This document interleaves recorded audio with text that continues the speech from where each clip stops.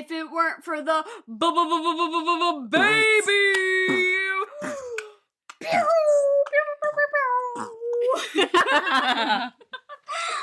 Name a more iconic line from any film. I've never experienced one. Well, maybe there are some, but if it weren't for the baby, are you kidding me, Peter Malark?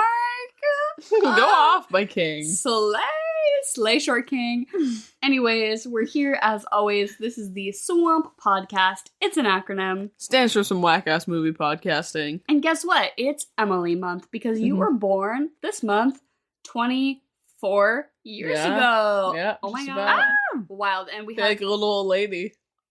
I feel like 24 is like when like you start to be like, ew, I'm so old. You know what I mean? It's when you start noticing your knees start hurting. The way I can't crack my spine the way that I used to. See, honestly, I'm like excited for my 30s because people say that like that's when women thrive. So like I'm waiting to be like not. So you got like 6 more years. Yeah, but you know my 20s. You know I can't say that feeling 24 feels any different than feeling 23. I'm sure, but I feel like feeling 25 will that's gonna be different, monumental. Yeah. But. Since it's my month. Since it's your month, yeah, we have your lovely partner, Maya, here as always. Hey. Why are you acting shy around the microphone? Who's being shy? But if you don't remember, Maya was recently on our The Menu episode. Lovely, amazing, forced us to bully them. One of the best poopcasts the Swamp has ever seen, honestly. So true, honestly. But we just had a lovely time and a half watching Catching Fire, which I feel like you two had said you watched it not that long ago, and I also watched it. We watched it like 2 months ago. I watch it every 3 months, honestly. This is the best YA novel to adaptation film to ever exist. Hunger Games Catching Fire simply raised the bar in a way that no one was prepared for. Like, this movie did everything exactly perfectly as it should have. I don't think anyone understands when I say that I read this series 9 times. I know, but I actually did. Like, okay, you're on the same page. Did. No, that's like, all. I cycled. I was like, let me try Percy Jackson. I did. I read it. And then you'd refresh your palate. And then I went to Divergent. And then I went back to Hunger Games. And then I went back to Hunger Games again. Yeah, right? All through it. Well, it's because you like finish it and you're like, let me start over. Yeah, hold on. I think there's something that does this better. Like, no, let me go back dude, to that. I literally like at 6 to 9 times. No, I understand. Like the whole series? Yes. The Okay, entire thing. yeah. Maybe I stopped at the last Mockingjay. Like Mockingjay. Yeah, I stopped at the last half. That book I struggled with personally. I would get like most of the way through it and I'd be like, I'm not feeling this. And I felt the same way about the movies, that the Mockingjay movies just did not hit as hard. Yeah. And I think I feel that way a lot about like the final for a lot of series. Like I didn't love Breaking Dawn. I didn't love the ending Harry Potter. Yeah. But it's to I each think their the ending own. Harry Potter was pretty decent. All of it. I think retrospectively I look back and I realize I think that one holds up a lot better than like a lot of like final like 2-part movies and all that shit. But I remember, so I can't say I read this 27 times, but I do specifically remember enjoying the second book more than the first, and being one of the first times in my life that the sequel like really hit harder than the first, as far as like details, new characters, just stuff that I was like way more intriguing to me. I think the first book was a lot of world building and set up a lot of really great foundation for then this second book to just dive right fucking headfirst into it. And I loved it. And I remember thinking that the second book was better and worried that the movie wouldn't do it justice. And then as a teen, seeing it and being like, feeling gratified by what they had done with it. And as an adult looking back, I would say this is my favorite of the series. Yeah. For sure. I think everyone says that. Yeah. I would absolutely agree with you. Even though I know I'm gonna get flamed during this podcast because I wasn't going to, but okay. Okay, you know what? Before you explain it. Okay. Emily gave this movie 99 weeks ago on her Finsta. She gave this movie 99 weeks ago. Because this is I just viewed her story from 99 weeks ago today on her Finsta. Gave this a 7 out of 10 and quote, one of the better movies of 2013. Bitch, what was the best movie of 2013? Let me look. I'm gonna pull up Letterboxd. I'm gonna pull up my Letterboxd views right now. We're gonna see. Not to jump to Emily's defense, but those were quote drunk movie reviews. Which is how this podcast was made, basically. Yeah, truly. I used to, and mind you, we're getting back to it today because we are back to your roots. If you can tell, we're a couple drinks in. Don't tell them. Don't tell. I've never drank in my life. No, not you. Other than to this movie. Yeah, what is your 23rd? Her got a good handful on here. Yeah, but you didn't watch Nothing those in outstanding. 2013. Okay, blue is the warmest color. It's got 2 stars. Oh, sorry. Yeah, I almost be real. Slander. Yeah. About Time. Ooh. About Time is good. About Time is good. Oh, but not better than Catching Fire. No, it's No, not. It's not. You're right. That Catching Fire has like my most stars. I think I have like it's one of the better movies of 2013. 4.5. Yeah, One of the better best. movies. Yeah. yeah. So you're right. Yeah. So it is the best. You brought it up, but we got past it. We're good. Thank you. We're good. Thank you. But I'm really excited. This I would think would be the fastest turnover for us as far as like covering a sequel from the first, because we covered Hunger Games not that long ago. When did we do it? Not Why? that YA? YA, January, so January of this month. Oh yeah. That's crazy that we waited this long to do it. Yeah, honestly. but the turnover is pretty quick. Because I talked about it for 2 years up to that point. I said, just wait till we talk about the Hunger Games. You have to wait for me to get on it. But exactly. Both of us, after the recording of that episode, went and watched Catching Fire because we like felt this insatiable need. And now have like watched it today for this podcast. So it's feeling like a little like 2 close watches into session. So I certainly have some thoughts to embark. But you are obviously a deep. I'm deep in it. You're deep in the Hunger Games theory. And Maya, before we get into it, can you please give us your 7 degrees from Kevin Bacon but experience with Suzanne Collins? Oh my god. Okay, so here's the thing between me and Suzanne Collins is it's not between me and Suzanne Collins, but my law 7 degrees. Wait, I don't know what that means. It's like how many? So it's like like you to your roommate to whoever. So how many degrees are you away from Suzanne Collins? I think 3. I would say at least 5. So it's like me to my roommate, and then my roommate to her church. But like my roommate to her church, I would say is like a couple degrees because she's not really ingrained in her church. Yeah, but she has been present. She's been to her church. So I'll call that 3. 3? Yeah. Okay, yeah. Fine, 3. Sure. But your roommate... But the church to Suzanne. Yeah, the church so to 4. Suzanne. So 4. I would say at least 4, but they're anonymous donations, so I would say at least 5. That's my argument. That's my argument. So my roommate's church, like Suzanne Collins, was a congregate.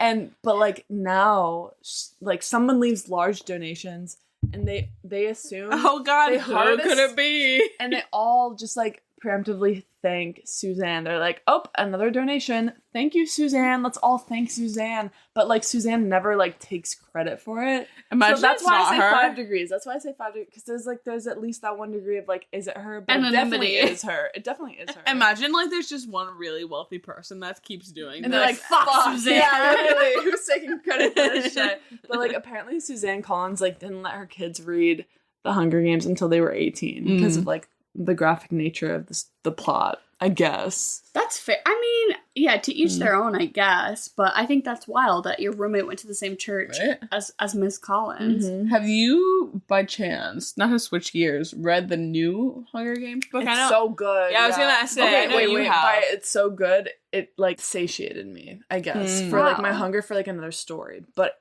it wasn't like anything like Catching Fire. What's it called again? It's A Ballad of Songbirds and Snakes. Yeah. Which fire title. I was going to kind of get into this as far as the social media resurgence, because part of why, I mean, we're doing this movie because it's Emily Month and you love the Hunger Games trilogy, but also this created me. I wouldn't be the person I am today without this. There has been sort of like a social media resurgence of Hunger Games content pretty recently. For some reason, specifically about Catching Fire. I feel like I'm 13 again, and the way that I was watching like Josh Hutcherson videos on YouTube, right, on TikTok. Like my TikTok is all people like analyzing the Hunger Games, and I'm like, what is going on here? And to me, I think it's fabricated, and I think it's planted because the Ballad of Songbirds and Snakes movie comes out later this year. It makes sense, and that they would have somehow planted these seeds to create these trends and get all of these people to be talking about this thing. Sense. It just, it's too convenient to be something else. Have you seen the first look of it? It looks awful. It looks awful. Really? Looks I terrible. haven't. People are like, this looks like an H&M like Ad. promo. Wait. It does. It really does. The promos they've shot for the movie or have released look Wait. god awful. But that's the thing. That's like the thing about like the cinematography as the Hunger Games franchise went on. It got worse. Like, you know, no more of the shaky cam from the first to the second. Yeah. Fine. From the second to the third, it was like way more clean in Mockingjay, but that was so like antithetical to what everything the Hunger Games was, because it was just kind of like, oh yeah, give me like a raw like retelling in cinema of the Hunger Games, not like this clean shit. That's why I didn't really like Mockingjay. But that's I didn't hate Mockingjay. I recently rewatched the first Mockingjay, and I didn't hate it as much as I thought I was going to, because I've never seen the second one. I refuse really? to. I feel like I hate it. You refuse. I hate it. I Sorry, feel like Emily. no, you're good. I feel like everyone rips on Mockingjay and all that shit, which like fair. But I don't think that the second one or the first one is as bad as everyone like says it is. But the last one, and mind you, I haven't seen it in like 10 years or so. What? Not actually 10 years. Yeah, no, I haven't seen the last one in ages. Probably since it came out. No way. Yeah. So I have to go back to that. But I think that the Mockingjay Part 1 is pretty decent. I wouldn't say With that. Natalie Dormer. It's like fine. Natalie I wouldn't Dormer say is it's I wouldn't say it's like distressing like in the way that people talk about it. You know what I mean? I kind of agree with the distressors though. I've seen it recently. I hate it. Well, yeah, you came over, mind you. I was in like for my girly pops. Oh my god, yeah. For my girly pops, whenever you're feeling like really depressed right before your period hits and all that shit, and I said nothing will cure me and I just need to watch a shitty movie, and I put on Mockingjay Part 1. I knew Emily was upset because she texted me, I'm watching Mockingjay. I was like, are you good? Are you okay? I was at my house 30 minutes later. Yeah, I was like, yeah, this is not okay. I need to check on them. Mockingjay, my take is that it's just boring. I thought a lot of the like closing of the storylines didn't like hit as hard, like didn't really close out in the way I wanted them to. You just see Prim get bombed. Yeah, I just like didn't feel yeah. satisfied. I don't know, but maybe I have to return back to it because honestly, it's been probably a decade. Well, so. mind you, at this point now we're gonna have to go back to it. So Of course, I was gonna say you've taken over Henry's spot of we did all of the Star Wars movies with Henry. Yep, and now we're doing all of the Hunger Games ones. I'm good with that. I couldn't have done Star Wars. I would have just said, oh, I love the creatures. we did. We did all the prequels. Wait, but not to say that R2-D2 scream though is literally Jennifer Lawrence in this movie. Yo. Like I can't. Wow! She did so much screaming in this movie. It's actually insane. You kept a count. 13, Big not screams. Yeah, like 13. Like I'm talking like not like Whale. in a not like in. 13 whales. I'm not talking like in one scene like of her screams. I'm like saying like on different occasions. Yeah, she yeah. screamed. You know, 13 She moments. She scrubbed. She scrummed. She scrummed it really hard in this movie. 13 times. 13 scrums. 13 scrums heard around the world. But yeah, no, they had her wailing in the fucking sound booth after Every this, movie dude. has Jennifer Lawrence wailing. Like, Dude, give this woman a break. I was gonna say, I think the last time we saw her was Mother. Yep. Screaming, crying, throwing up. Was it Yep. Darren Aronofsky saw Yeah. Catching Fire and thought, that's my tragic heroine. Yeah, basically.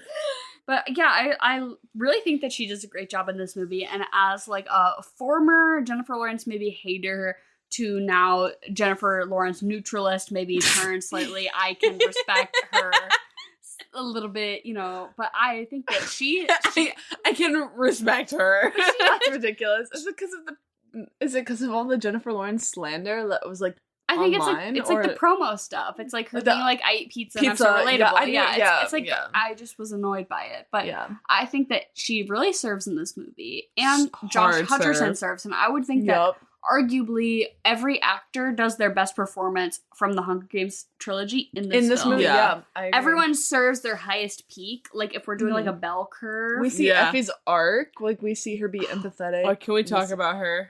I would love to talk about Effie. So I'm gonna break this really quickly. We're not gonna give you a recap. Do you want to? No. Hunger Games. They do another Hunger Games. It's all the winners. That's RuPaul's Drag Race All Stars. They do all the All Stars and the people who won. And then they do it, and it's a Hunger Games. It turns out it was a farce because the people on the inside were working with the people on the outside, and then it turns out that they get to escape. And then because there's uprisings and everyone wants to fucking kill the Capitol and all the leaders. And that's the end. Honestly, that's the movie. Sometimes I wonder why we even do recaps, because why would you listen to this podcast if you haven't seen the movie? But then again, I love you. And I cherish you. If you listen to this without, like, watching the movie, like, dang, you really think that we're that goofy funny? I love you. Yeah. You're my darling. Do you guys think that Effie is a Libra? Oh my god. We were watching this with Emily's twin sister Alyssa, who was like categorizing everyone by their star signs, and it was just a little, it was, you know, it was good and it was correct, but also Maya was simply not having it. Emily's twin sister Alyssa, shout out Alyssa, said she's a Taurus. But I heard she's a tourist. And this is, like, mind you, this is when Katniss was traveling on her tour in the she seemed like a tourist. Yeah, you were right in so I was confused. Yeah. But then immediately when I understood, I was like, okay, cool. Then Effie's a Libra. Why is Effie a Libra? Because I'm a Libra. It only makes sense. That's all I know about astrology. But I did ask the Instagram population for questions. Of and course. Somebody did inquire. Let me find their username. Scalabelle on Instagram says, what is the most iconic Effie outfit? And I think all of us left out an audible gasp for the butterfly moment. Yeah. Absolutely. It's the butterfly moment In for this me. movie, the monarch butterfly outfit with the eyelashes. Yeah, it's It's the lashes, it's the liner, it's every part of it. Like, the way that if I could do my my liner like that, I would. But I can hardly even do, like, a straight-up line on it. Like that's a reach. Effie Trinket is proof that cis woman can do drag. Absolutely. Like that is a drag queen. Like, tell me wrong.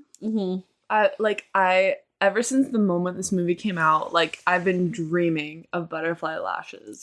Like, every time I watch this, I've seen this movie a dozen times, if not more. Every time that comes on, when I'm watching by myself, I pause it. I swear to God. And I'm like, how the fuck is this laid so perfectly? Like, it fits so perfectly. Yeah, I have to agree, unfortunately. I would say But my also the second Capitol. place. My second place is the big party they go to. Yeah, the Capitol with the outfit. lavender. Yeah, big ruffle moment. It's giving very like Project Runway. It's cunt. Yeah. I love it. It definitely Project Runway. Everything Effie wears is super fire, but for some reason that monarch butterfly like reaping outfit really stands out to me as like I think it's her best one. the star of this movie. Yeah. And I love sort of the increasing like absurdity of her hair. Because it's like she starts out kind of like a white blonde in the first movie, but then she gets like closer and closer to gold. And it's like her curls become more like fucking intensely sculpted, and her bangs become just like crazier. It's like glued on. Yeah. Her the evolution of her wigs, I think you could argue of all her outfits in general just become like, as the story ramps up, her fashion becomes more aggressive. Yeah. But yeah, she is so slay. You know whose fashion is also aggressive in this movie? Katniss? Peeta's. Oh. Personally, It's a step up. It's a step up from it's definitely, now looking back, I'm sitting there, I'm like, this influenced me a lot because I'm watching this movie and I want every single one of his outfits. My twunk knows how to style. Your twunk! Not the Your twunk. who? We said, is he a twink? No, he's a twunk. That is my gay boy. PETA? I had a question written down. Is PETA gay? Are they just... They're both gay. No, they're each both other's gay. beards. I was gonna say mutual beard chip. Like, Dude, mutual beard chip. PETA is gay. Katniss is just, she's not fully, like, comfortable with her sexuality yet. Yeah, So but so she's just dating the first man that's accessible to her, which is Gale. Okay. Because why the fuck else would you date Gale? But here's the thing. Why would you be caught dead because kissing he's that your man? cousin. Isn't there a line in the books where she's like, Some he's shit. just like my cousin, and then she kisses No, I think him? I think that's what sexual? that's what they played off to the Capitol is what it is. They were like, oh, that's my cousin. Disgusting. But, like, I honestly, look, I think that Peeta, yes, he's gay mostly, and I think Katniss is mostly gay. But like they're both like bisexual. I said, bisexual. Both are bisexual. Have you seen that like trend on like TikTok where the moons overlap or all that shit? It's like they just have the tiniest little sliver. They're both 99% gay, but the 1% is the Venn diagram of each other. Yeah. Okay, who like drops the bomb of like sexuality in this movie though? Is Finnick Odair. Don't get me changes, like, started. the whole idea of Don't sexuality. get me started. The whole idea of sexuality that the Hunger Games brings out. Finnick Odair comes in and he's like, let me twist this for you. Like, let me add a new flavor in this for you. And he's like, let me make you think about this. Because I honestly think Finnick Odair, pansexual, pansexual, whatever you want to call him. Pansexual! Like, I truly think that I based at least 90% of my personality on the scene where Finnick Odair says, tell me all your secrets. No, and I know you can attest to this. Literally this, because it's probably like me and Maya's like second or third date, and they look at me and they're like, "So tell me your secrets." I think I was like painting your nails, and I was like, okay, "Yeah, what are all your secrets? I want to know your red flags." Exactly, that's exactly it. So I literally based my personality on Finnick Odair. Mm-hmm. It's evident. Okay, this is unhinged, but like if somebody asked me that, I would lie. I would like make something up. I'd be like, I'm deep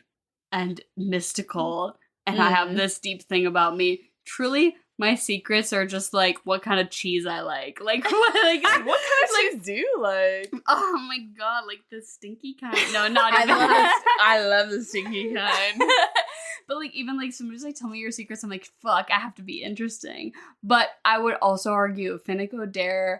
To me, this movie came out in 2013, so I'm a 13, 14-year-old, but the book, I think he is one of the truest book to movie adaptations of a character that I have ever seen. Like, they did a great job with Katniss and with Peeta. No, they and with Haymitch, honestly. Yeah, they did. Don't get me started. We'll go back to that. This movie series, I would perhaps give like the trophy to, does the truest casting. By the books, really gets it done. But Finnick, for some reason, hit so hard because the way they wrote him in the book as this, he's charismatic, but he also is reserved because he got that riz, baby. Right? Like he's working them, but he is also nervous and he's scared and he's got like real emotions and he's got like a real love and like he's like empathetic towards Mags. Like I thought that. What's his name? Sam Claflin. Sam Claflin. They got a fucking rom-com boy to be this role, and that was what He fucking ate. That's dude. what they needed.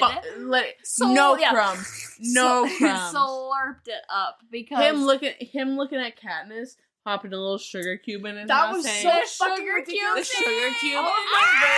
All of my riz, everything, ever since then, I was like, who am I gonna base? Like, how am I gonna get people to like fall in love with me? Finnick Odair. He's the blueprint. Oh, really? He's the blueprint. How do I? You're spilling your secrets on this podcast. Okay, this is gonna help you guys, honestly, because it's like the way that he looks. Here we are. The way he looks at Katniss, it's like, yeah, you don't have to eat a sugar cube. If you go on a fucking coffee date, drink your coffee like that. Like, that's all you gotta do. Give that look. You'll get whatever you want. I know exactly what you're saying. Well, it's like, you're Finnick Odair, but unfortunately, I'm Haymitch. Because I'm out here on the coffee date, like, slipping my flask into my cappuccino. The way that your sister Alyssa was like, he's a Sagittarius. And I was like, okay, just stop projecting onto me. Because I get it. That I'm Haymitch. I get it. But then what's wrong with being Haymitch, though? Unfortunately, I do. The alcoholism. Okay, but he's got a lot of depth. He's got a lot. He does. You're an alcoholic, but you've got depth, okay? Not you, Dara. Not you. I'm strictly talking about Haymitch. But I think one of the best scenes in this movie is when the very beginning, when he is sort of in a drunken stupor. I love this. And Katniss has just sort of received news that not that she's going to be in the Hunger Games again, but what did she? No, it is that she's going to be in the Hunger Games because she's the only female she's the victor. only Yes. So she is. Processing She's it. the only victor, and she runs straight into the woods. Yeah, just like so relatable. But then he just like pours himself a fucking drink, and I'm like so relatable. If that were me, I hear you, sir. But also like if I was in this situation, I'd even kill myself from the beginning. I would just kill myself. Respectfully, like I would make an alliance with a career tribute, and I'd be like, so you're gonna shoot me in the arrow with the head. Or you're gonna shoot me in the head with an arrow, like no question. Like right off the bat, one confirmed kill for you. Like I am not doing this. But you said you were gonna ask all of us like what our like skill would be. What's your skill? If you were in the Hunger Games, what is your designated skill going to be? Can I say what I think your guys' would be that I said earlier? Please. Just because I think it's a little bit accurate. Is okay, Hunger Games wise, first movie, Dara. I think Dara would be very similar to Foxface in the sense that you would make it to the fucking end, but it's because you would just smartly evade everyone. Which I love because Foxface is seen in the first movie doing this like puzzle. Fuck ass puzzle. This like puzzle, like this iPad like matching puzzle, and everyone's like, what the fuck could that be for? Bitch, I can solve a Rubik's Cube. No, I think you could do puzzle- whatever you need. I'm a puzzle-ass bitch. But I feel really similarly to the way that, like, Wyrus and Beatty, when they're presenting their skills, they're great at technology. I'm like, they're not giving them a fucking computer. Like, in the games, they're not giving them an iPad. Like, what? Oh, they're great at technology. Like, that is, in the Hunger Games, it's a fucking natural war, fist-to-fist fight. Like, they're not gonna... Well, like, that's the thing is, like, Beatty electrocuted all of his fucking opponents. Yeah. Like, that was his shit. There's, like, limited technology in that arena, and they somehow manage. But I'm like, okay, what? Yeah, it's like I'm great with a gun. Well, they're not gonna give me a gun. Not me, specifically. Yeah. But you could evade. What do you think about me? I think that, I honestly think Emily would be like, Emily would be like a career tribute. So she would be like District 1, District 2. Oh god! Don't be flattered, because it's like she would be really entitled and she would think she's gonna win. And yes, you would be really skillful at the end of the day. But what does the Hunger Games teach us? All the careers fucking die. Facts. Like they die after That's big facts. The careers will they basically just do all of the dirty work. They kill all of the people that don't have a chance, and then the careers get killed. Yeah. So you would go that far, but when Wyrus gets killed, that's you, bitch. That's you. Fuck. You kill Wyrus, and then you get shot by Katniss Everdeen. That's you, honestly. Dang. I'm sorry to say. Damn. Well, I'm happy to hear that you have enough respect for me that you think that I would hide, because it is true. When I think that they get in this arena, I'm like, why would you swim towards the center? I'm swimming towards the fucking edge. I don't know. In this Hunger Games, fuck no. I'm out of there. I'm not going near that fucking cornucopia. No chance in France. But in the first one, the way they had everything spread out, it looks kind of delicious. Right? I'll grab some shit. So I'm enticed. You got me. So talking about this map layout, I think Susan Collins is so fucking cunt for this. That the layout of the arena is the clock, right? Yep. And that there are 12 sectors and everyone has their little divider bit that they run in towards the cornucopia, but ultimately they figure out that the arena is a big clock, and within each sector is a thing that, is averse to them. So I believe, okay, I'm going to try to list off the ones we know about. Correct me if I'm wrong, but we know about the fog. The lightning, the monkeys, the blood. The monkeys, the blood, and then we know about the typhoon. Yeah. Or the tsunami. That you want so bad to be a Typhoon hurricane. the baboon? Typhoon the baboon. We know about the big wave, and then we also know of something called the beast. That is in one of the other ones. Oh, yeah. That They it's don't show that in this movie. If from the books we know it's called the Beast. We don't see it. We don't know of it. But it's this ominous figure. Otherwise, many of the clock sectors are left kind of up for interpretation. Which I kind of like. Yeah. But was there anything that you would brainstorm if you were a game maker? What would you put in one of the, I would say. That's a great question. Yeah. I would say maybe like plants.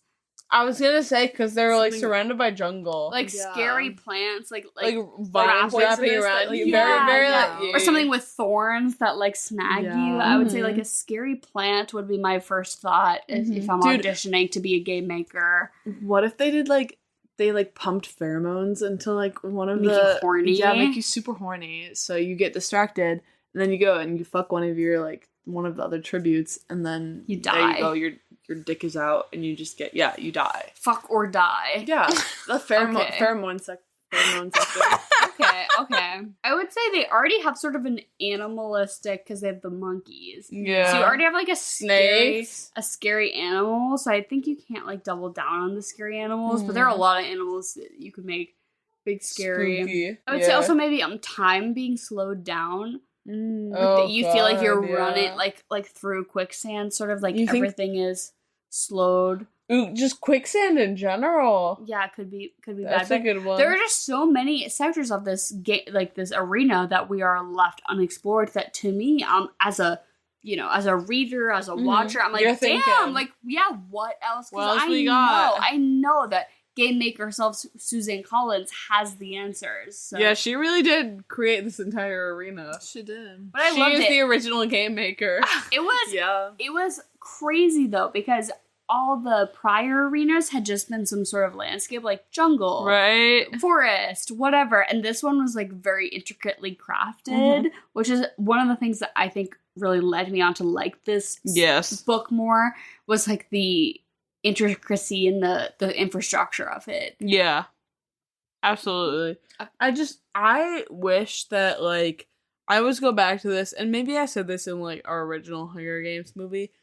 I want a Haymitch prequel. So bad. That's what we all because wish for. I've definitely, there's like a couple of fan like videos on like YouTube, and I definitely watched them in like 2014 kind of shit. I feel like Suzanne Collins will eventually capitalize on that. So that's the thing, is I feel like A Ballad of Songbirds and Snakes is like Suzanne Collins is like, giving the sort of prequel that she feels like she needs to give, because it's about sort of the beginnings of the Hunger Games and what are the origins of why they needed to start this thing.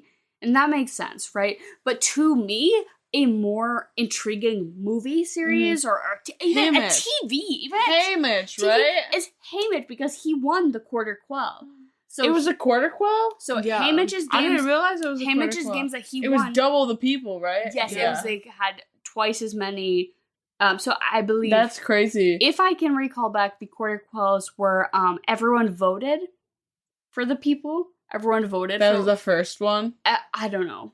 Not in any particular order, but everyone voted for who would go in, which was like fucked, right? Yeah. Which I almost think would make sense for the... winner circle. So then Haymitch's was there's double the people. Haymitch's was that there's double the people, and that theirs is the third quarter quell, which is all winner the tributes. Yeah, but to me, that makes sense. Honestly, if they had made the winner one, we as the people vote in the winners.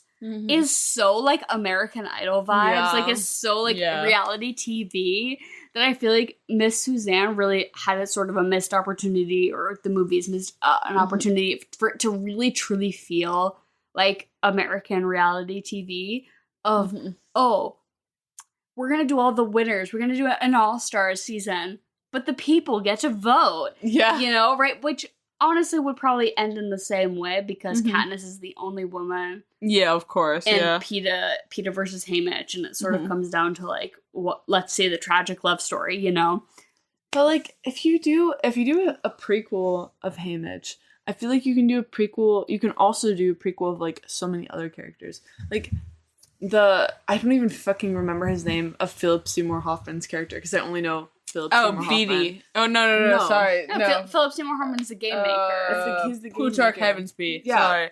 No, yes. Rest in peace. Rest in peace. Yeah, for real. But, like, I feel like if you do a prequel, you can do all of them, and you can just, like, cut to like wheel it in, what are his motivations? Because like we know he's like a revolutionary, and ends up but turning, like why? Like you know what I mean? Like we don't know why. We don't know what. Yeah, give us more. And like honestly, the scene of President Snow and the game maker Plutarch Heavensby of like what dress is she gonna wear? Floggings. How much of her labia is gonna show? Execution. You know what I mean?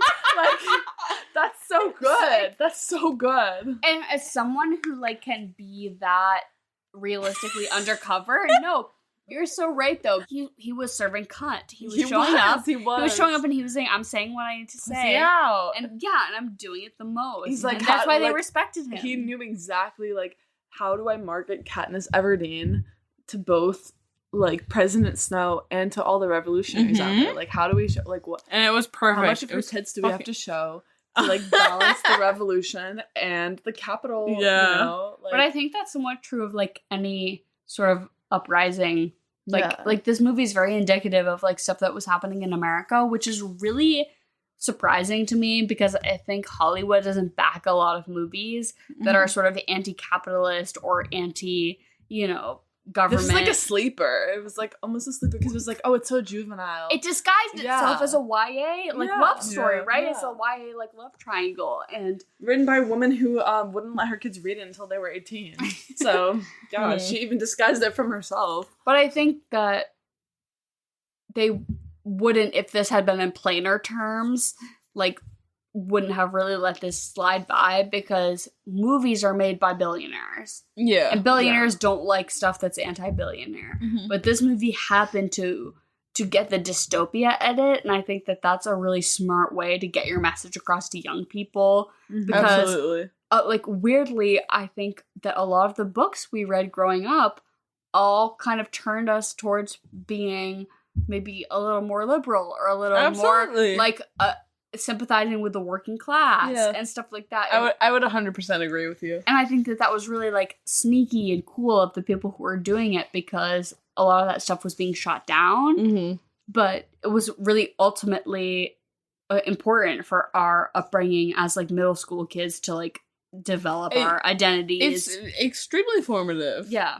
It's I'll tell you what, the one thing that's extremely like formative to me is the scene where Joanna strips. Oh my god, gay. She was so gay and angry. I think that affected all of us as, okay, we were all, roughly 12, 13, 14. Something like that, yeah. This movie came out in 2013, so we were 14. I was 13, 14, yeah. I was 12, actually. But, my little guy. Maya, what year were you born? 99, but like... Okay. Yeah, we give them a pass. Yeah, they're in the club. Because, I'm a library. I'm a Libra. But I'm a library. I'm an asparagus. I'm a Capri Sun. But like, that strip scene I think taught us all a lot about ourselves, about sexuality, about confidence. Because I think Joanna was really like because I feel like a lot of everyone wanted to be her. Everyone wanted to fuck her, and everyone wanted to criticize her because it was like, oh, Joanna's like, she's rough. You know what I mean? Like, she's got, like, a chip on her shoulder. She's like, of course. You know? But at the same time, it was like, she's also desirable at the same time. Yeah. Because, like, we make these men want her, which is always, like, unfortunately, is the tell in those movies. It's like, oh, do the men like her, too? Yeah. Yeah. Like, and that's how you know that she was, like, it was, like, socially acceptable for her to be, like, a sex symbol. I guess. Which I think she just knew how to work the system, right? Yeah. She knew how to, like... She is, like, objectively probably, like, one of the best characters in the entire series. Can I tell you that I fully thought that was Mary Elizabeth Winstead until I was, like, today years old? Like, I mean... simply not. Not today. Jenna Malone. I really thought that was Mary Elizabeth Winstead. That's crazy. That looks just like her. It simply you're wrong. Okay, I also think, just, like, on the topic of how this movie shaped us and like just like the political message that it sends. I think it's so funny to analyze the moment of like one of the greatest like plot twists, quote unquote, of all time is like, like the baby. If it weren't for the baby. And Peeta it's like did that. How his smirk. Oh my Peeta god. made the whole, like the entire capital pro-life in that moment. Literally. And I feel like that's something You know, it's very interesting. Everyone was standing up in their seats. All of a sudden, everyone wants to save the fucking fetus. Like, but I think never mind the kids in the arena. It's so. But there's a baby involved. Oh God! I was gonna say that's incredibly like smart and weaponizing of him because he's always been on that shit. He says he's like, if it weren't for the baby, and that was his sort of call to action for like, let's cancel the games. And eventually, you know, very shortly after, they're like, no, that didn't work. You know, the games are still on. Enough, yeah. But it was his attempt at like, if she's pregnant, let's call the whole thing off.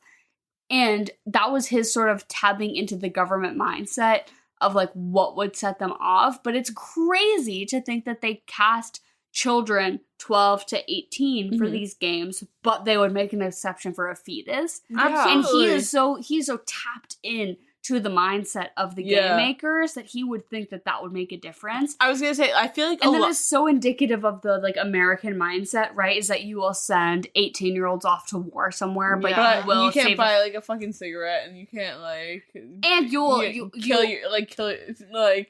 save a fetus, literally over an adult human.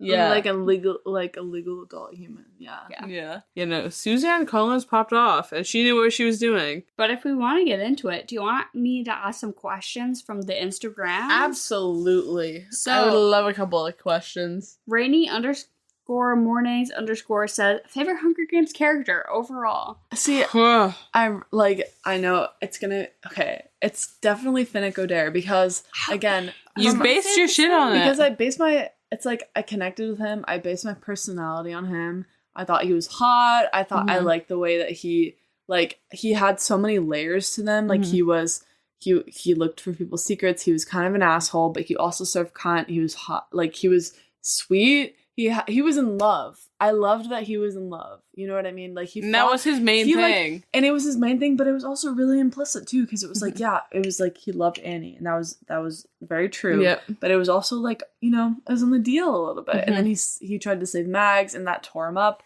And he was also a revolutionary. So yeah. Come on. Give me Finnick Odair. That's my king. This makes me want to reread the books, honestly. But in the movies, it's honestly Haymitch.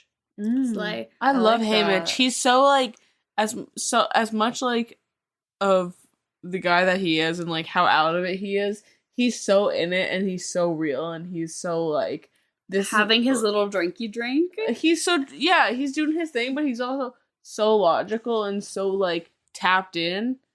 Like absolutely, it's Haymitch, and he is still like so charismatic in his state that he is. Yeah, definitely Haymitch. I will say 2 answers, although this is like unfair to say 2, but Katniss to me, her as a protagonist. Of course. Well, she was like very much one of the only like YA protagonists that were like a real person instead of just a fucking project yourself. Like, and she's not a Mary Sue. Like they show Pixie Dream Girl. Yeah, they show her flaws like very out. Yeah. Right, and I really liked that all the time. You can't project yourself onto her. I really enjoyed her. Because you are not Katniss. No matter what you say and what you want, you are not Katniss. You wear your hair in a little side braid. Speak for yourself. Yeah, fast. But I just always found her to be really true and really well written. But I would also say Cinna. And up until this point, until his literal murder, trauma, like traumatizing in this movie, like that scene where he gets literally killed in front of her was like one of the harshest moments, I would say, in the whole series. The fact that he gets killed, like really did it for me. And I thought him as sort of a support system for her was always really great. Sort of piece for the capital to move. Like he like he's a fashion designer, you know. They're gonna. Like he's literally like he had a standing ovation, like when he like designed her last dress where it turned into fire. Like they literally like Cinna praising him. Like he's like a part of the system, but he is working with her to go against it because he doesn't feel it. And I thought like as sort of someone, I kind of found him a little boring. Cinna. Yeah, a little bit. I think every outfit not he like shows I like for her, I think that in the fire? I think that in the book it translates better. I don't think it does as good of what it could have in the movies. which is hard. Yeah, I don't know. Okay, the next question is from Isabel _4311, and they say, ultimate Hunger Games using real celebrities. So I can't think we can not all go through every district, but like, what are your big hot touch points?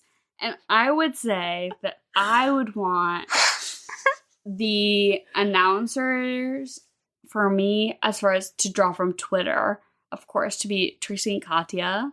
Okay, yes. And I would personally, in real time, the candidates, the fighters, what do you call them? Careers. Careers. Tributes. It's the tribute. I would like the tributes to be present day millionaires. So anyone who owns over $1 million in property should be up for a reading. Yeah, I rock draw from them, but I would love to see, honestly, if we just draw the top 2 from every whatever district, and we get Jeff Bezos versus Elon Musk.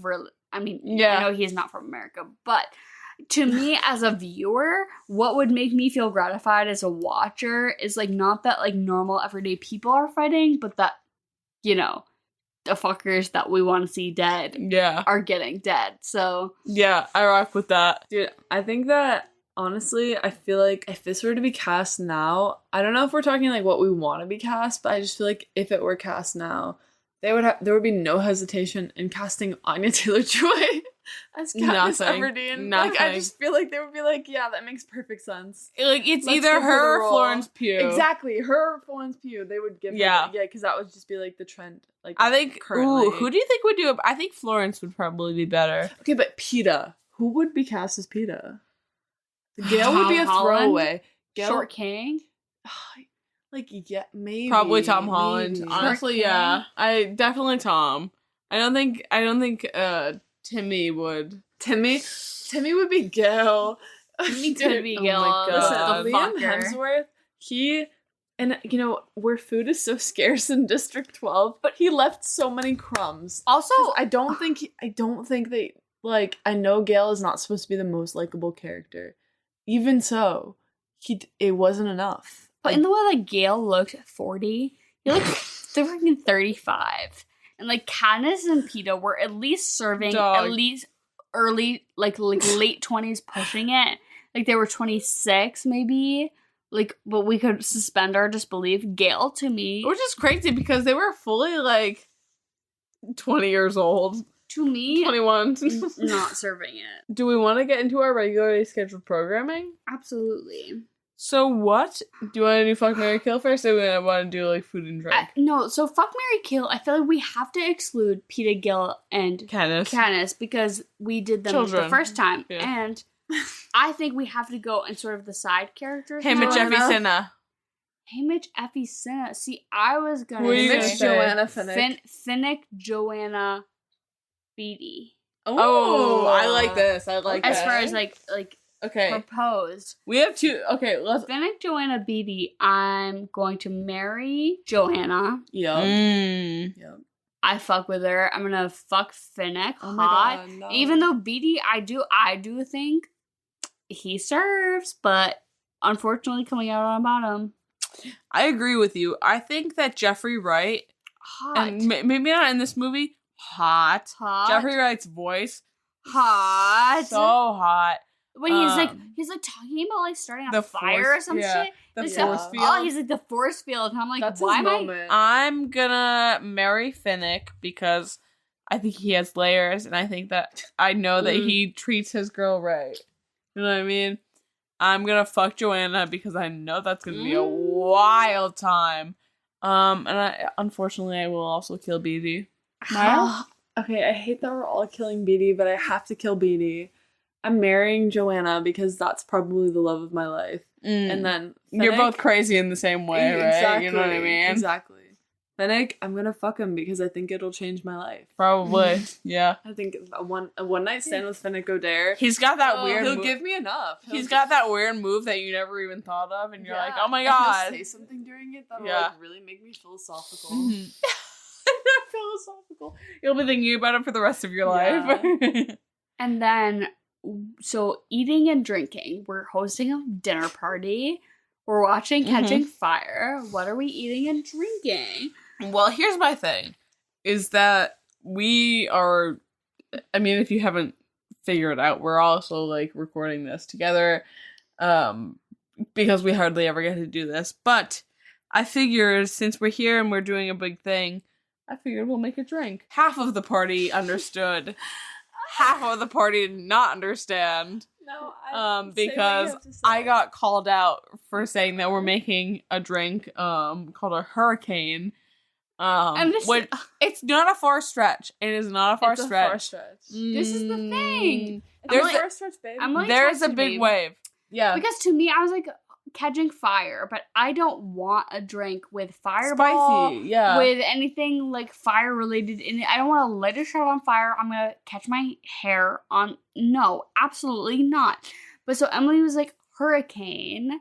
And Dara knew immediately. Immediately I understood that you meant the wave. Yeah. Like, it is the wave. In the clock of the... Okay, the wave, but, like, the wave does not give hurricane. Listen, I would be more on board I know with a tsunami is a wave and a hurricane's a storm, but let me live my truth.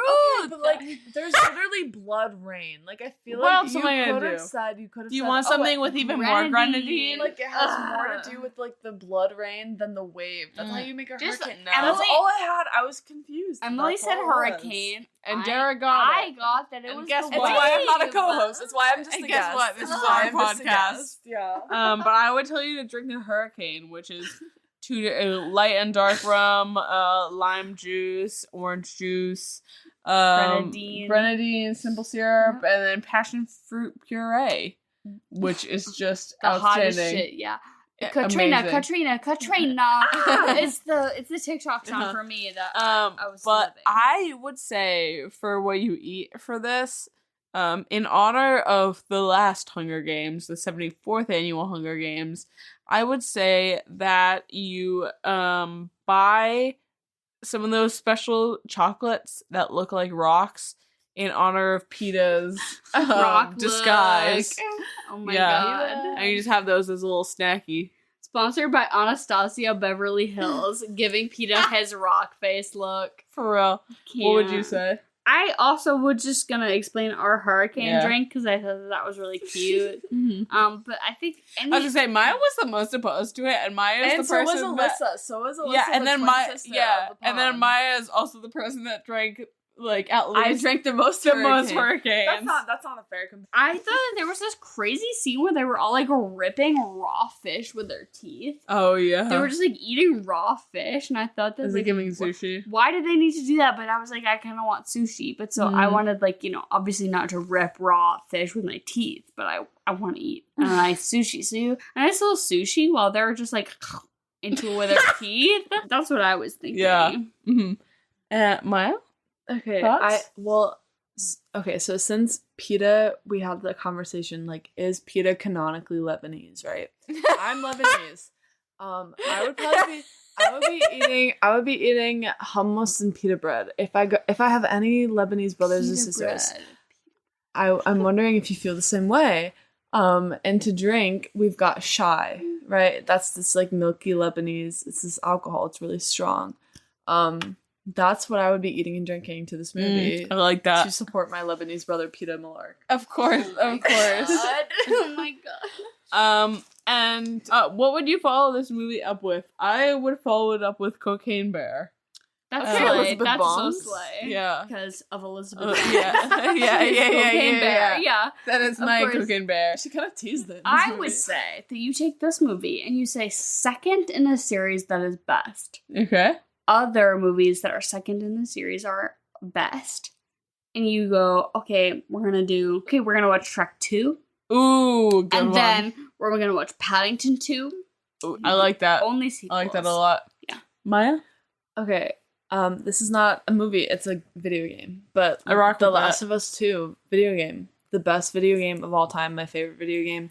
It's got a lot of... That's really interesting, because I've never played the games, but I've watched the series. The series is like fine. It's Yeah. okay. Yeah. We love Pedro Pascal. Of course. It's like, great. We love Bella Ramsey. But like it They're doesn't good. compare to the games. It doesn't compare to the games, but again, The Last of Us 1, really good, but The Last of Us 2, the sequel, is crazy, like, fucking incredible. And there's Should I like parallels watch to a like playthrough? Like probably. I would honestly, you can watch a playthrough and you can literally I'd say make Henry yourself. play it.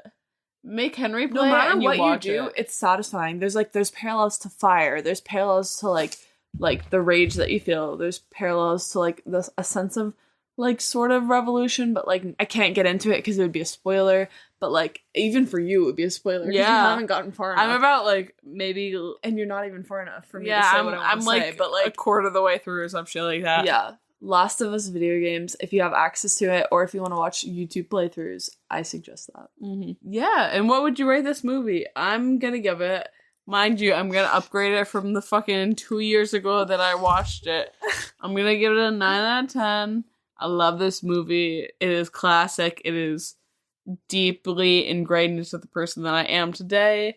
I wouldn't be here without Catching Fire. So I'm gonna give it 7.5. I'll bump it up to 8. Okay, I give it a 9.5 out of 10. Whoa! And the 0.5 is simply because I was talking about this while we were watching it. I wished during the games, like in the Hunger Games movie, we would have like they would cut back to the Capitol, and I want to see the reactions while all of this is going on. I feel like that was like only missing component of this movie is like the Capitol. I need the reaction. live stream. Yeah, I want to see what they think of like what's going on. The like, cat people. Yeah, but The other than buccal that- fat removal cat people. Like Yeah. Yeah, but other than realsies. that, 9.5. Cause it's one of my favorites. Outstanding. Shameless 9.5. I Yeah, don't care. I'm glad we can agree on this.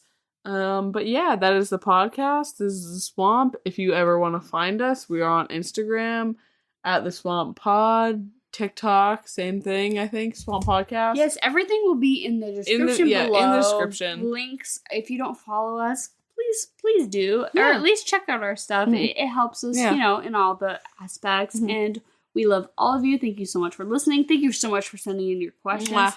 I know we only answered a few, but we'll always get to them. We love everyone who sends them in. You're great. You're wonderful. Thank you for listening. And goodbye. And good night.